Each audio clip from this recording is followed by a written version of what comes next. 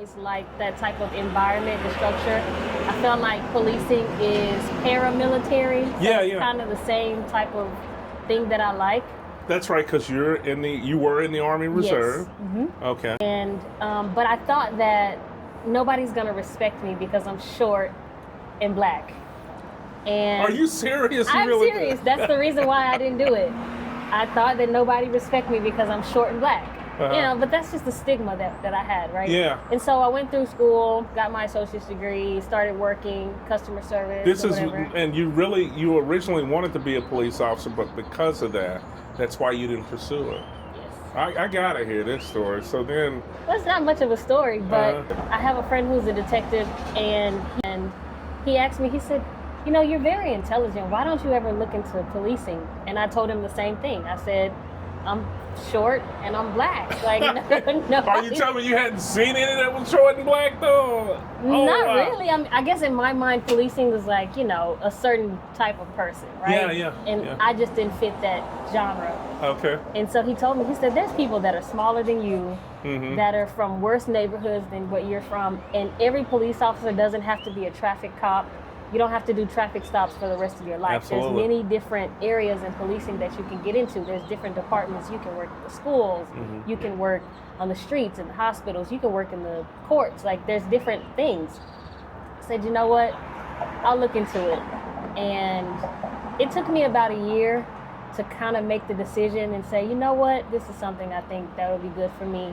And I finally went through the process of going into the police academy, and I don't regret it at all. Yeah, I don't regret it. I mean, you hung in there. You went through all the physical training.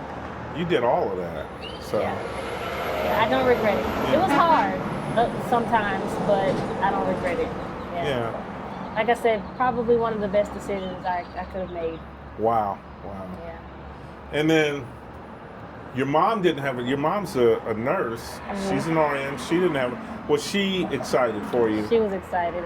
I remember when I did my interview to get into the police academy, I told her I was going. She told me, she said, "I always thought that would be something that you would like, because when I was in high school, I was at ROTC. I went into the military," and she said, "You know, I didn't know you were in the ROTC. I was in the ROTC in high school. All 4 years. Yeah, me too. All 4 years, yes. So she said, that's something that I always thought that you would like, something like that."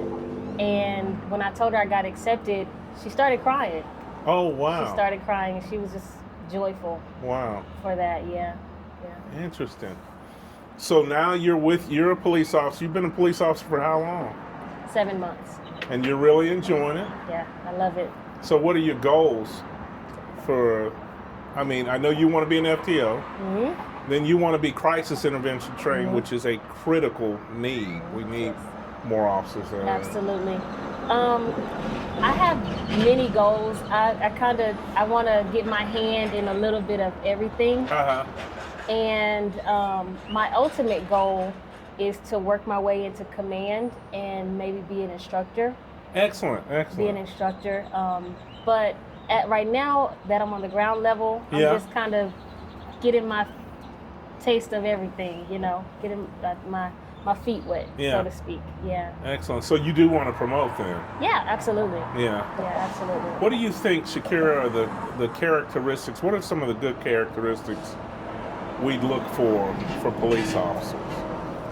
Characteristics that are necessary for a good police officer is, number one, great communication skills. Yeah.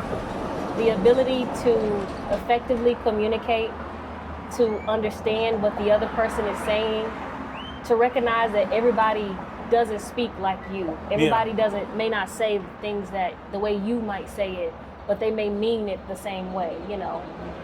That's essential, you know. Yeah. Emotional intelligence, to recognize that, for one, you're a police officer. Yeah. And you're expected to be professional. Yeah. And you may deal with somebody who is angry, doesn't like police officers. Yeah. That someone is like, "Oh, what do you want? Like, what did I do? Why are you bothering me?" Yeah. You have to have that emotional intelligence to be able to respond effectively and not let that actually bother your emotions, you know, and do your job. I think that's important. Yeah. one thing that I've learned is the basis of policing is customer service. You know. So you believe in that? I mean, we are treating them. They're our customers, people that we deal with. Right. Like the civilians, we treat them like they're kind of like customers. You know? We're here to service them. Whatever they call, they need something, we're here to service them. Okay.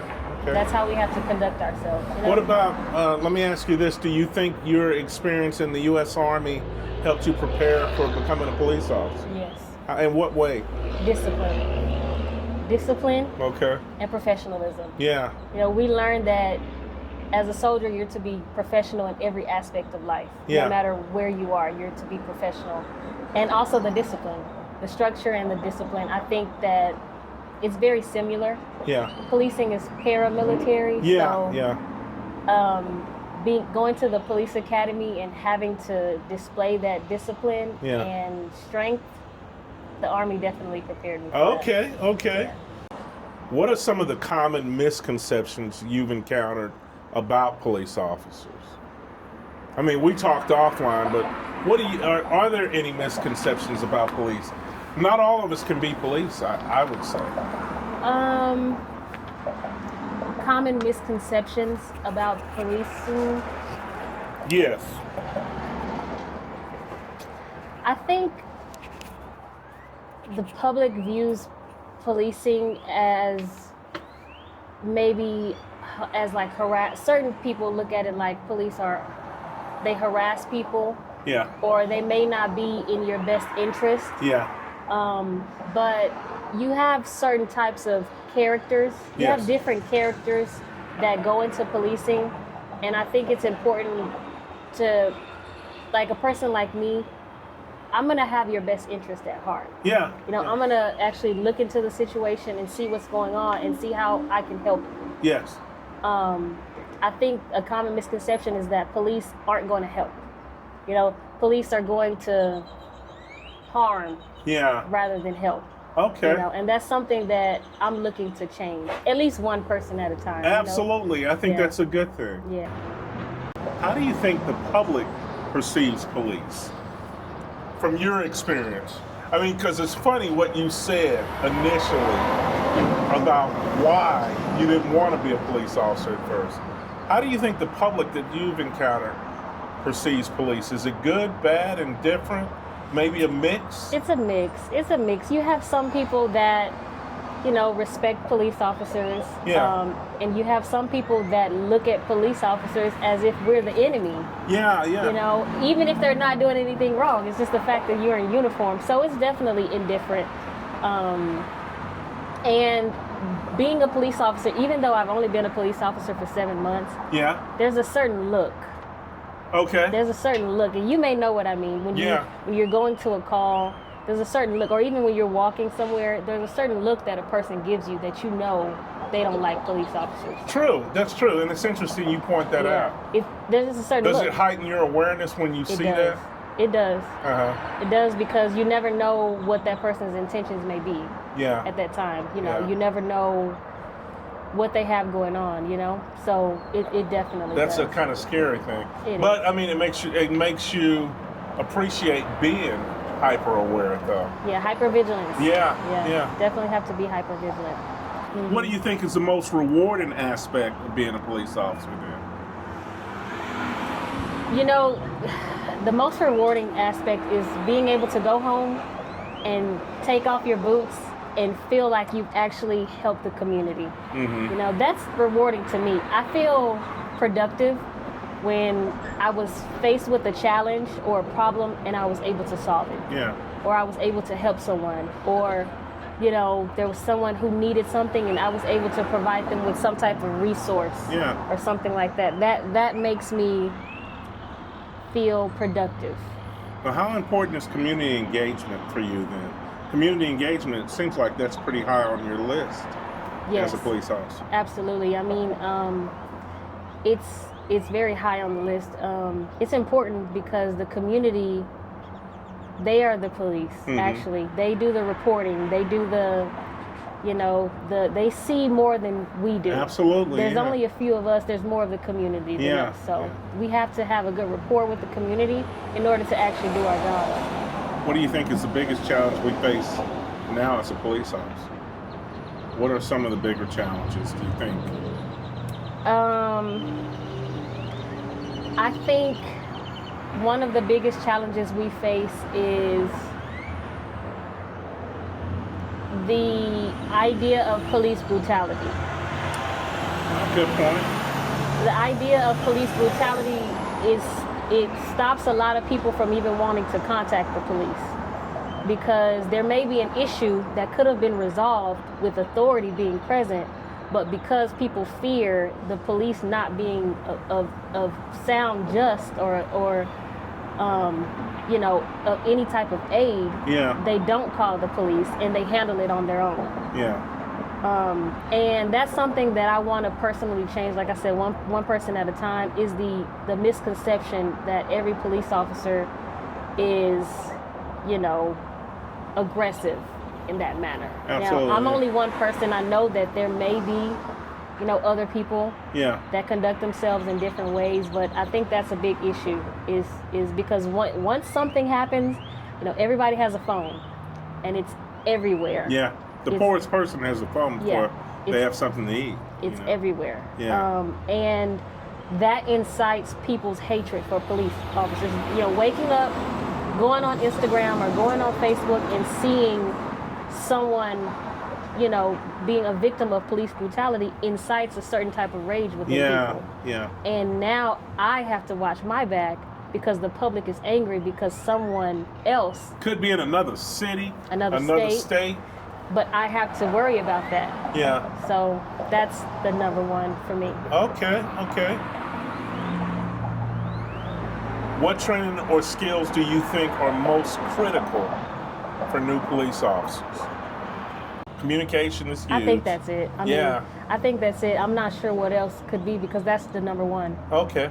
That's how we interact with people. How we communicate. How we interact. How we control our own emotions. Yes. Because there's been times where you're tested. There's gonna be times where you're tested. You know, you're gonna be called everything but a child of God. Exactly. And you have to be able to conduct yourself. Yeah. That's what you're getting paid for.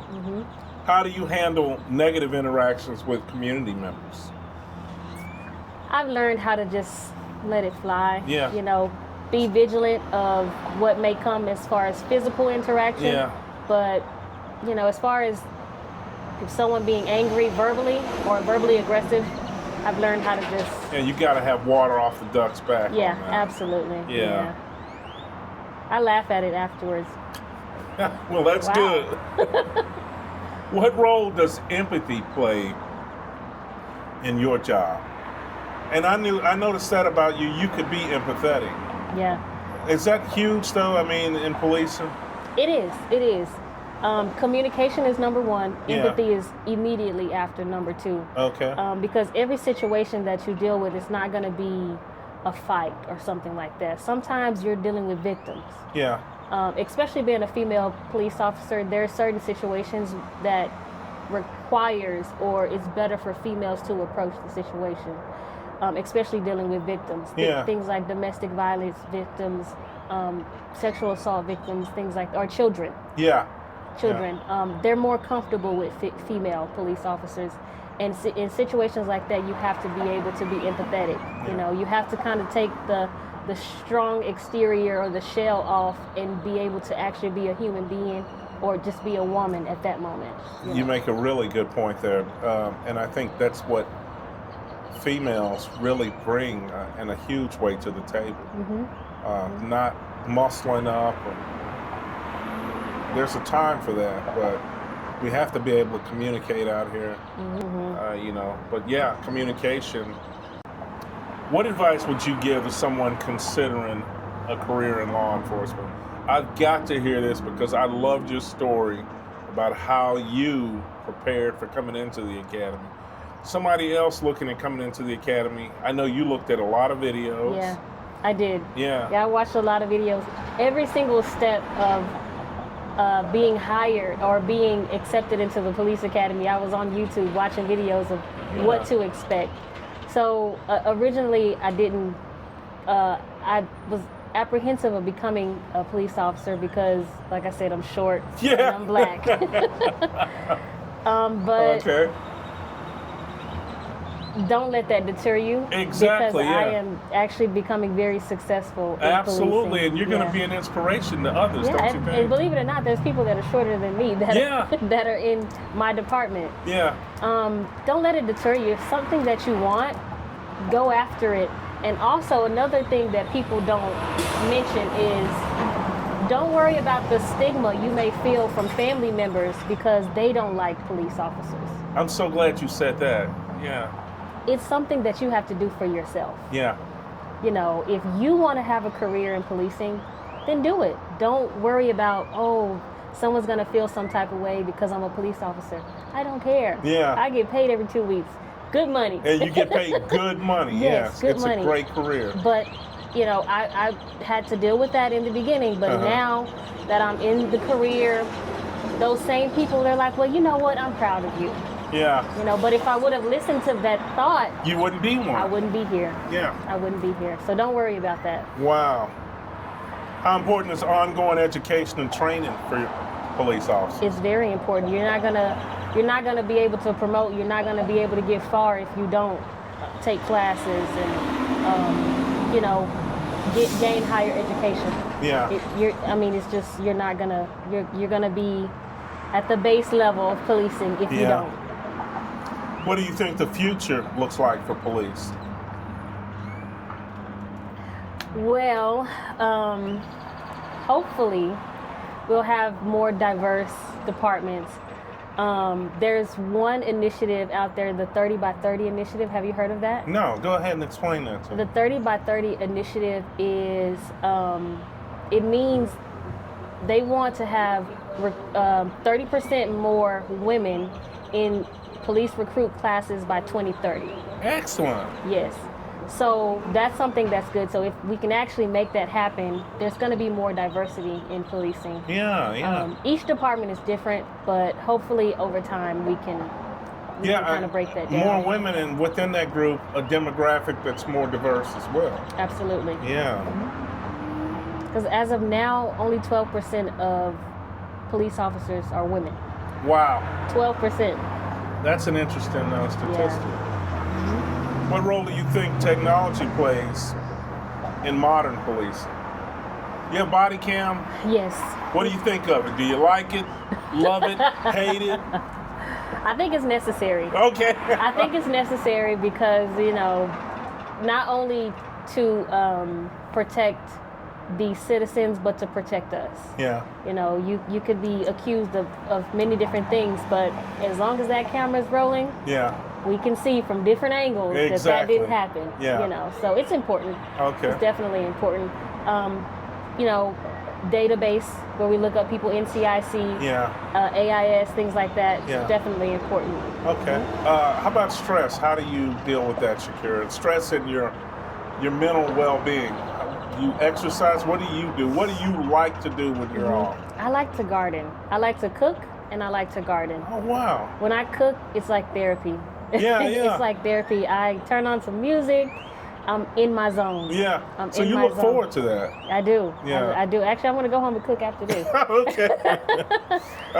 So that's there. It is important to be able to have something. An outlet, a good outlet. Decompresses you because our work is very stressful. Being hypervigilant for 8, 10, 12 hours a day. Yeah. It takes a lot out of you. Yeah. It does. So. That makes sense. What initiatives do you think could foster greater community police collaboration? Is it just getting out there more and interacting with the public? What do you think? Yes, I think community policing, like having events in the community. Yeah. Maybe like, what is it called? National Night Out? Exactly. Something like that is fine, but we need that more often. Okay. It's about to be Not summertime. just once a year. Yeah, it's about to be summertime. Let's go to the water parks. Yeah. Let's get some water balloons, get some officers out there, because that humanizes police. Yeah. Even parents Yes. who grew up, in those certain environments that weren't privy, to police it humanizes. It lets the community know that we're more than just a robot in a uniform. That makes sense. You know, we're human beings also. I got this question for you. What legacy do you hope to leave in your career as a police officer? You know, I hope to leave an imprint on the children. Good. Children is my thing. Okay. You know, children is my thing. I really care for children. Yeah. For the children and the women like me. Yeah. The little black girl. Yeah. That could never see herself in uniform or succeeding. Yeah. I hope to be the example that says you can do it. You know, I did it, so can you. You don't have to be a product of your environment. You don't have to be like the examples that you were given. Absolutely. You can do something different and you can succeed in it. Well, hey, I am so glad you said that. And Shaikera, thank you so much for being a part of this conversation. Thank you. I appreciate it.